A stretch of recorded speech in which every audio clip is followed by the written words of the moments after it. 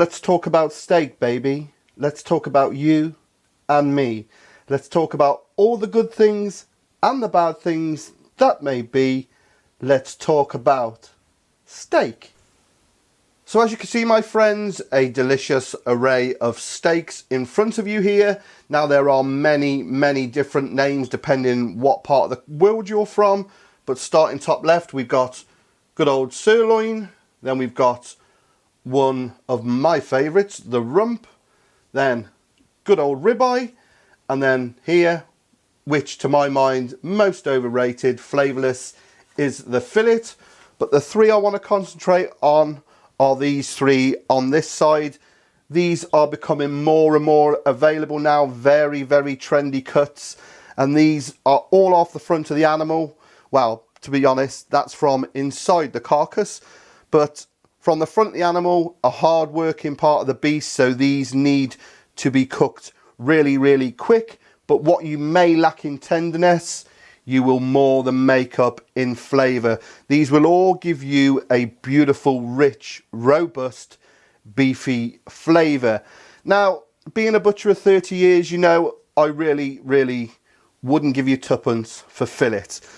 Now, when I eat a steak, I want a bit of fat, I want that marbling which will help it cook, and I want to have a little bit of bite. I like a bit of texture. This is, well, the most easiest one to eat. It will melt in your mouth pretty much, but not a lot of flavour.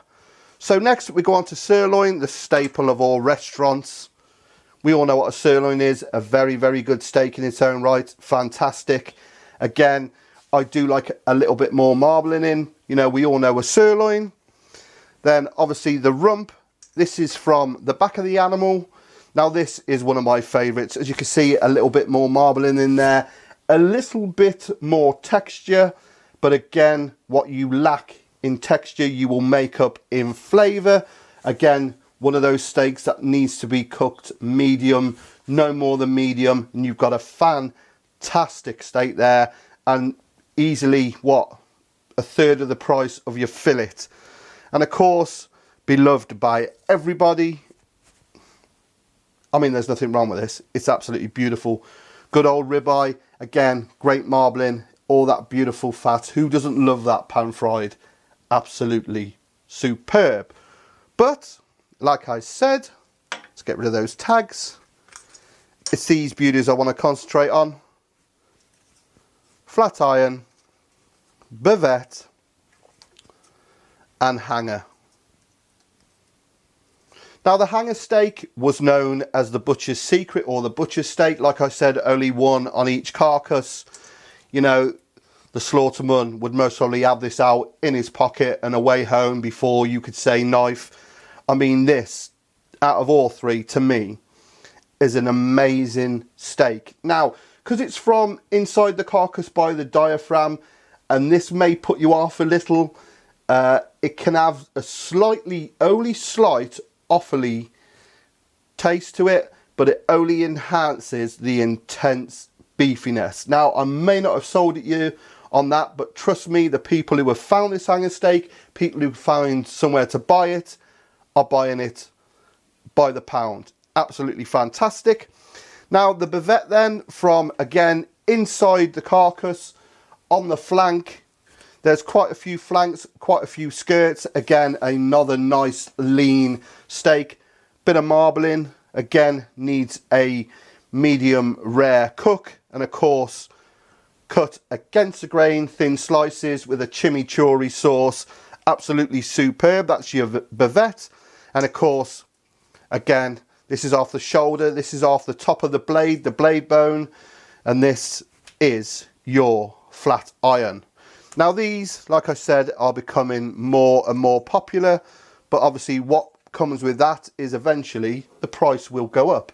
But these, you are talking, are the same price you would pay for some stewing steak. You know, let's just say, I'll give you a rough idea, if a ribeye was, what, $18.99 a pound, this, and this would be $6.99. So again, like I said, a third of the price. And if you learn to cook it right, trust me, You will never ever go back to some of these again. So what I'm going to do then, I'm going to get the pan on. I'm going to cook each one of these 3 steaks. We can cut into it, have a look at it. We'll knock up a chimichurri, get it on there, and I will show you what they look like. Let's do it. Let's talk about steak, baby. Okay then, so before we start, I'm just going to butterfly out this hanger. Very simple. Couldn't be easier. Basically just putting your knife in on a slight angle. You haven't got to be too fussy here. And then just flattening it out. But as you can see there, straight away, just have a look at that natural fat, that marbling in there. Also you can see it's a very, very coarse grained, but obviously we're going to cook it medium rare. That will soften up. Right, so what we need to do then, very simple cooking steak. Take it out your fridge to come to room temperature before you cook it. These have been out for about an hour. And then second is get your pan on screaming hot. Okay then, before we start pan frying our steaks, I want to make up that classic South American sauce, chimichurri. Absolutely beloved of the Argentinians and the Uruguayans. This was absolutely made for steaks, even chicken, tuna, specially grilled off the barbecue. Couldn't be easier. We've got, what, 8 tablespoons of finely chopped parsley. I've got about a teaspoon of dried oregano, or for my American friends, oregano. I have got 2 chopped red chilies, de-seeded. Now resist making this in a blender if you can. What you'll get then is just a uniform like sludge. You want to chop it by hand. You don't want it to be too small. I mean, just look at the colours. You want to retain all that when you put it on your steaks. I'm going to add, what, a pinch of sea salt, and then there a pinch of pepper. And I've got some red wine vinegar. I'm going to give it a couple of glugs. 1, 2, that's the official term, a glug. And then what we need to do is top it up with either olive oil. I'm using Great British rapeseed oil. You want about 250 ml. Get that in there. Give it a mix up. And then just eyeball it. I think that wants a little bit more. It needs to have a slightly running consistency. Now you could use this to baste your steaks on the barbecue, whatever, or like us, we'll just drizzle it over the end. A bit more. And what we need to finish up then, we need to add a bit of acid to it. Acid! So I'm just going to use the juice of a lemon.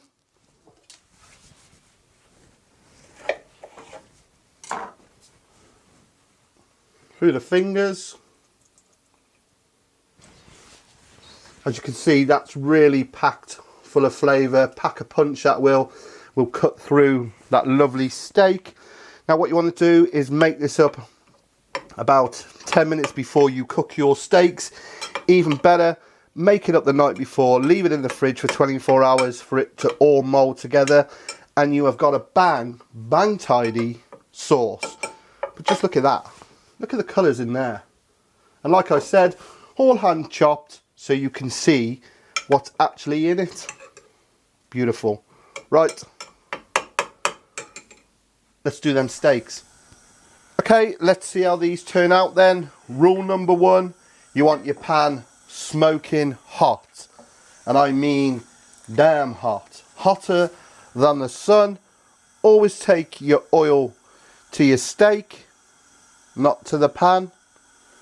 Now like I said, these have been sitting out now for a while. They're up to room temperature. Just get some oil on, give them a massage, baby.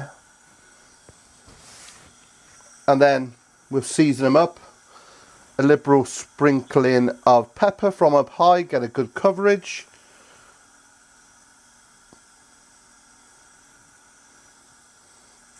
Plenty of salt on. So your best friend when cooking a steak is the meat probe. You want a 55 degrees centigrade internal temperature if you want it rare to medium rare, and this is the only way to do it and get guaranteed good steak every time. So as you can see then, looks like the afterburner of a B1. We're going to get in our hanger.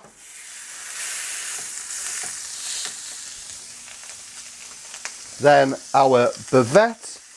Being careful not to take the heat out of the pan, that's why you want it really hot. And then our flat iron. Just going to press it down, get a good contact.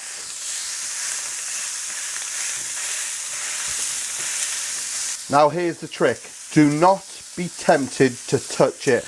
Do not be tempted to flip it with a fork, or when it's partly cooked, do not be tempted to cut into it because you will lose valuable cooking juices. I reckon about 2 or 3 minutes this side. We're looking for that Maillard reaction, and that is a chemical reaction between the amino acids and reducing sugars that gives that brown food its distinguished flavour. Lightly oil to the side. Give it another massage. Again, little seasoning on the hanger, on the bavette, on the flat iron, and we'll give it a turn. Beautiful, beautiful caramelization. Oh, that one's good. Hot, that one is. So we use the tongs. That's going up nicely. I'm going to pull that one off.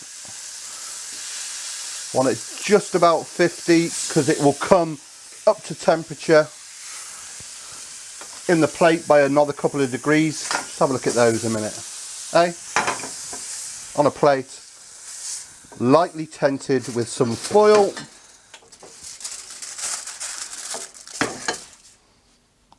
And we leave that for 10 minutes to rest. Okay, the moment of truth. Oh, there's our hanger, looking superb. Oh, I can't wait to try these. There's our flat iron, which I love. And there's our bavette. Awesome. Right, let's just have a look. Oh, look at it. Oh, my God. So juicy.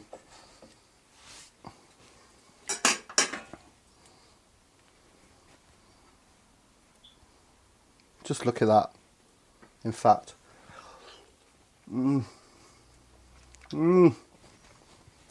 So soft. The flat iron. It's a bloody fly. Get off.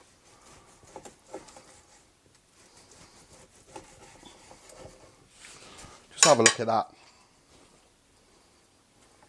Oh, look at the flat iron. Any old iron, any old iron, any flat iron. Now the hanger, maybe a touch overdone. Obviously smaller, but no. Perfecto. Oh man, look at it.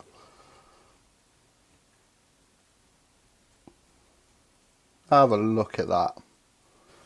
I can honestly say, I don't think there's been a finer looking trio since Rush. Now, the chimichurri, just dot it on. Oh, look at it.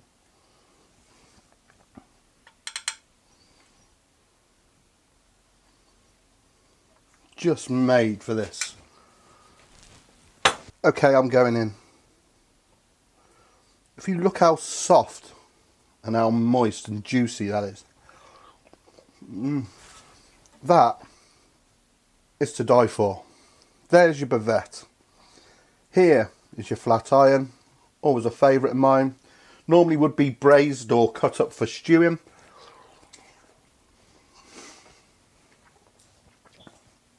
Just. And then good old hanger at the end. A real deep, robust, slightly just on the end awfully taste, but awfully good. Oh man. Well, there you go, my friends. 3 fantastic budget steaks.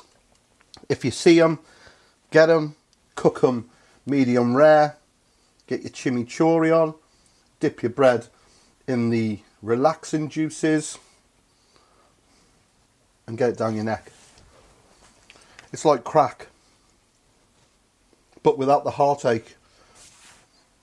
Oh, man alive. Look at it.